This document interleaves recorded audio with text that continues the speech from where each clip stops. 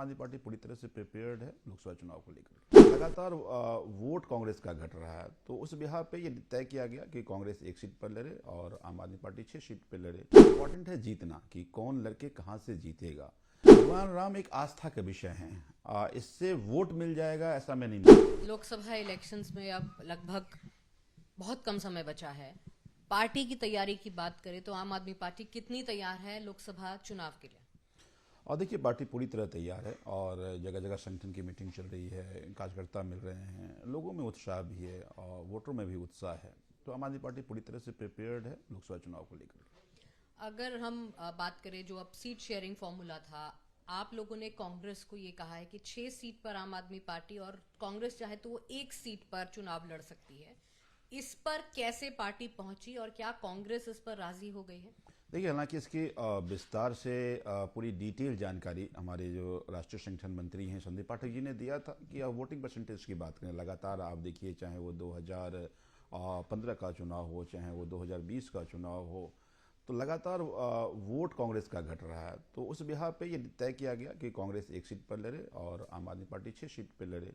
और मुझे लगता है कि इम्पॉर्टेंट है जीतना, कि कौन लड़के कहाँ से जीतेगा, कौन कितना लड़ेगा, ये इंपॉर्टेंट नहीं है। तो मुझे लगता है कि आम आदमी पार्टी दिल्ली में अच्छा परफॉर्म कर सकती है और इसीलिए ये फॉर्मूला संदीप पाठक जी ने दिया। यानी ये माना जाए कि विनिंग कैंडिडेट्स जो हैं, जिनको लगता है कि जीत पाएंगे, उन पर जो पार्टी है वो इस बार उनको उम्मीदवार बनाएगी। एक्चुअली बहुत जरूरी है। देखिए, जरूरी क्या है कि कौन पार्टी कितनी सीटें लेगी, इंपॉर्टेंट नहीं है, कौन पार्टी कहाँ से जीत पाएगी, ये बहुत इंपॉर्टेंट है। तो इसी सब को ध्यान में रखते हुए कि आम आदमी पार्टी के जनाधार ज़्यादा हैं, आम आदमी पार्टी के विधायक हैं, आम आदमी पार्टी के काउंसलर्स हैं, आम आदमी पार्टी के वोटर्स हैं, लगातार चाहे विधानसभा का वोट हो, चाहे वो आपके एमसीडी का वोट, लगातार वोट करते हैं। ये सब चीज़ें देखिए, जब चुनाव लड़ते हैं तो बहुत सारी आप इंग्रेडिएंट्स देखते हैं। तो इन सारी चीज़ों को देखने के बाद ये तय किया गया कि आम आदमी पार्टी की चूंकि जनाधार दिल्ली में अच्छा है, इसलिए आम आदमी पार्टी ज़्यादा सीटों पर लड़े। आप पूर्वांचल से आते हैं, पूर्वांचल के बड़े नेता हैं दिल्ली में, क्या कुछ खास पार्टी का रहेगा कि वो पूर्वांचल के लिए क्या कुछ खास करेगी? देखिए, मुझे लगता है कि जितनी भी आम आदमी पार्टी की योजना है, अगर सबसे ज़्यादा कोई बेनिफिशियरी है वो बाहर के लोग हैं, तो पूर्वांचल से ज़्यादा बेनिफिशियरी हैं। चाहे वो शिक्षा का हो, चाहे वो स्वास्थ्य का हो, चाहे वो बिजली का हो, चाहे वो पानी का हो, चाहे महिलाओं को बसों में यात्रा हो, सबसे ज़्यादा बेनिफिशियरी बाहर के लोग हैं। और ऐसे में पूर्वांचल के वोटर का स्वाभाविक जो झुकाव है वो आम आदमी पार्टी तरफ हमेशा रहता है, चाहे कोई भी चुनाव हो। और ये परिणाम जो आप देखते हैं, इसमें बाहर के वोटों का सबसे बड़ा योगदान रहता है, पूर्वांचल के लोगों का बहुत बड़ा योगदान रहता है। तो मुझे पूरा विश्वास है कि लोकसभा चुनाव में भी, क्योंकि ना केवल ये सारे वेलफेयर मेजर्स, बल्कि पूर्वांचल सबसे बड़ा त्यौहार छठ पर्व होता है, जिसमें दिल्ली सरकार बड़ी धूमधाम से मनाती है।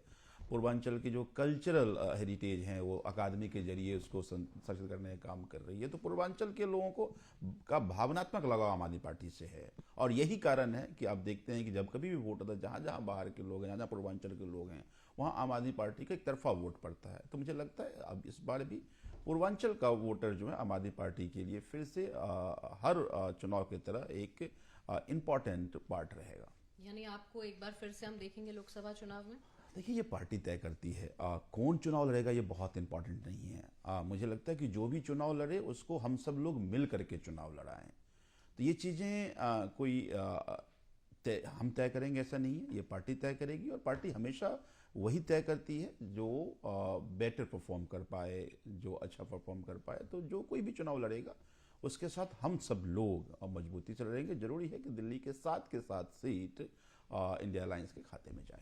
जॉइंट कैंपेन्स भी हम देखेंगे, यानी एक ही मंच पर दिल्ली के मुख्यमंत्री अरविंद केजरीवाल और राहुल गांधी हों, ऐसा भी होगा? अब मुझे लगता है जब इंडिया अलायंस मिलकर चुनाव लड़ेगी तो सारी स्ट्रैटेजी तय की जाएगी कि कैसे कैंपेन होगा, कहाँ कैंपेन करेगा, कौन कैंपेन करेंगे, कब कौन किस मंच पे होगा। तो ये सब जब चुनाव जब बिगुल फूंक जाएगा, जब तैयारी शुरू हो जाएगी, तो सारी जानकारी आपको अपने आप संज्ञान में आ जाएगा। राम मंदिर एक बहुत बड़ा मुद्दा जिसे बीजेपी भुनाने की कोशिश में है, ऑपोजिशन की क्या स्ट्रैटेजी रहेगी इस पर? देखिए, भगवान राम एक आस्था का विषय है, इससे वोट मिल जाएगा ऐसा मैं नहीं मानता हूँ। वोट तो लोगों के रोजगार पे मिलेगा, वोट तो लोगों की आज जो महंगाई है उसको देख करके वोट लोग करेंगे, जो फायदे हुए उसको लोग वोट करेंगे। सांसद ने क्या काम किए हैं, कितनी बार दिखाया है, लोगों के काम आए हैं कि नहीं आए हैं, लोग उस पर वोट करेंगे। तो मुझे लगता है भगवान राम लोगों की आस्था का विषय है, लोगों ने उसे सेलिब्रेट किया। पर भारतीय जनता पार्टी उसके बिहाफ उनको वोट मांगना भी नहीं चाहिए। आपके 10 साल के एपिसोड आपने कोई काम नहीं किया, अगर काम किया है तो काम के नाम पे वोट मांगिए। जैसे हमने 2020 में काम के नाम पे वोट मांगा था, आज भी हम कह रहे हैं कि दिल्ली को एक मॉडल देंगे, इसलिए आप मुझे वोट करें। तो मुझे लगता है लोग वोट अपनी ज़रूरत के हिसाब से करते हैं, अपने फ़ायदे के लिए करते हैं, जो लोगों के वेलफेयर मेजर्स को देखते हुए करते हैं। तो मुझे लगता है कि राम मंदिर आस्था का विषय है, पर ये वोट का विषय बीजेपी बनाएगी, मैं उम्मीद भी नहीं करता।